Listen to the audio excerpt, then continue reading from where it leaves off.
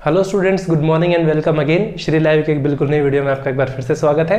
तो आज हम बात करने वाले हैं पोटेंशियल एनर्जी की हमारी सीरीज में इलेक्ट्रिक डाइपोल के लिए। यानी क्या हो अगर कोई इलेक्ट्रिक डाइपोल रखा हुआ है, जैसे ए भी रखा हुआ है इलेक्ट्रिक फील्ड ई में, तो इस केस में जो ओवरऑल वर्क डन होगा या फिर जो ओवरऑल पोटेंशियल एनर्जी होगी वो हम सोल्व करने वाले हैं इस पूरे कॉन्फ़िगरेशन के लिए।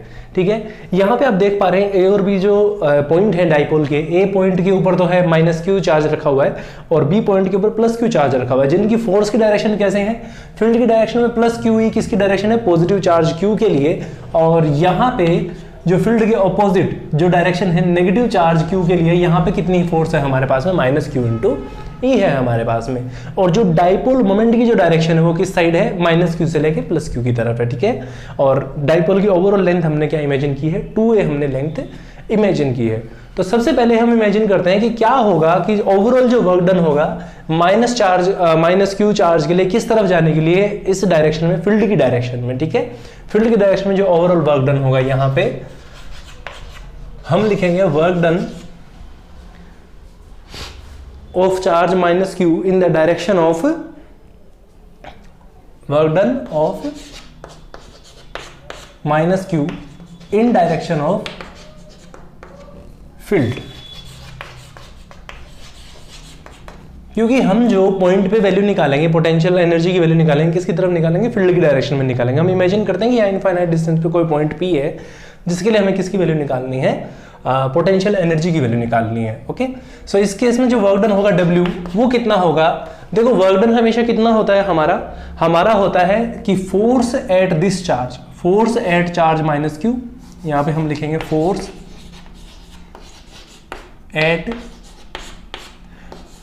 -q, यानी कि इस चार्ज के ऊपर फोर्स, और इसको हम मल्टीप्लाई करेंगे, किससे मल्टीप्लाई करेंगे, डिस्प्लेसमेंट से। डिस्प्लेसमेंट कितना, जो एक्सटर्नल डिस्प्लेसमेंट चलना पड़ेगा, द लेंथ ऑफ डाइपोल। ठीक है, यहाँ पे जो एक्स्ट्रा डिस्प्लेसमेंट होगी वो कितनी होगी, लेंथ ऑफ डाइपोल के बराबर होगी, यानी डाइपोल की जो ओवरऑल लेंथ होने वाली है उसके बराबर होगी।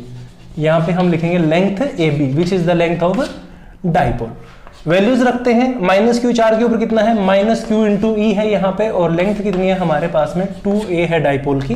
सो work done will be equals to, यहाँ से वर्क डन कितना हो जाएगा, work done W will be equals to, अब q के साथ में 2a मल्टीप्लाई है तो ये क्या हो गया, उसका डाइपोल मोमेंट हो गया, दैट इज द -p, और इसके इनटू में क्या आ गया, इलेक्ट्रिक फील्ड E आ गया। ये हमारे पास में किसकी वैल्यू आ गई, वर्क डन की वैल्यू आ गई। ठीक है, अब ये जो वर्क डन की वैल्यू है ये बराबर होगी potential energy due to charge -q के। ठीक है, यानी अगर ये चार्ज इसी सेंस में रखा हुआ, -q से लेके +q तक जो पोटेंशियल एनर्जी होगी, इसी लाइन में, अलाइंड लाइन में, जो इलेक्ट्रिक फील्ड के अलोंग है, इसमें जो पोटेंशियल एनर्जी होगी शुरुआती, वो कितनी होगी, इस वर्क के बराबर होगी। So the potential energy along the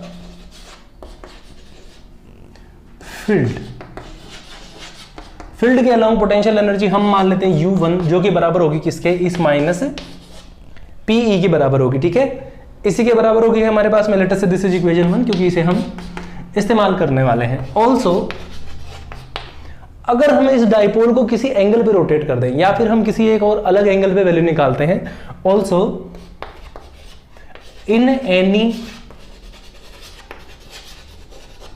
angular displacement,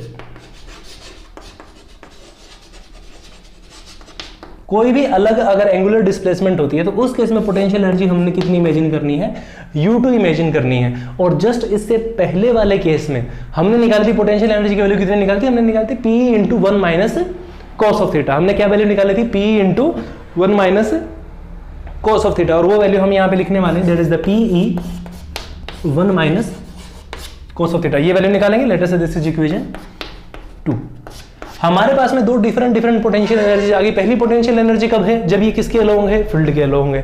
ठीक है, और दूसरी पोटेंशियल एनर्जी कब है, दूसरी पोटेंशियल एनर्जी तब है जिसको ये क्या किया जाए, इसको हल्का सा अगर रोटेट भी किया जाए, यानी ये जब यहाँ पे डिस्प्लेस हो रहा है, इस तरफ चल रहा है, तो इस सेंस में अगर ये थोड़ा थोड़ा रोटेट भी होता जा रहा है साथ साथ, तो उस केस में पोटेंशियल एनर्जी कितनी है, U2 है। सो जो हमारी ओवरऑल जो पोटेंशियल एनर्जी होगी U will be equals to, वो होगी U1 + U2, और यहां से जब हम वैल्यूज रखते हैं then U will be equals to, दोनों में क्या कॉमन है, दोनों में हमारे पास में PE कॉमन है, अंदर क्या बचने वाला है, अंदर हमारे पास में बचने वाला है -1 + 1 - cos ऑफ थीटा, ये वैल्यू बचने वाली है। और यहाँ से U will be equals to, U कितना हो जाएगा हमारे पास में, ये हो जाएगा PE सॉरी माइनस बाहर आ जाएगा, minus PE cos of theta. ये वैल्यू क्या आ जाएगी हमारी ओवरऑल पोटेंशियल एनर्जी किसके लिए आ जाएगी, इस पूरे सिस्टम के लिए कितनी आ जाएगी, minus PE cos of theta. ये वैल्यू हमारे पास में आ जाएगी।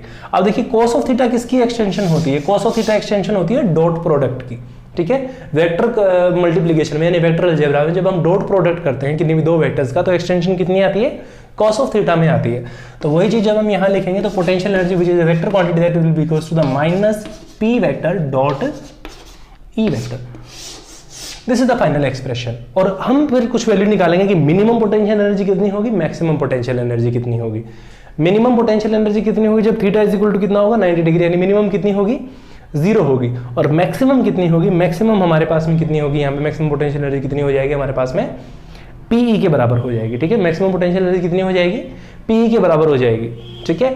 ये हमारे पास में ओवरऑल केसेस हैं जो हमें इसके लिए कंसीडर करने हैं। The potential energy U is equals to this, और ये वेक्टर फॉर्म आ गई इसकी, ठीक है। इसके अलावा कुछ केसेस हैं हमारे पास में, if theta is equals to something, हमारे पास में कुछ वैल्यूज दी हुई हैं।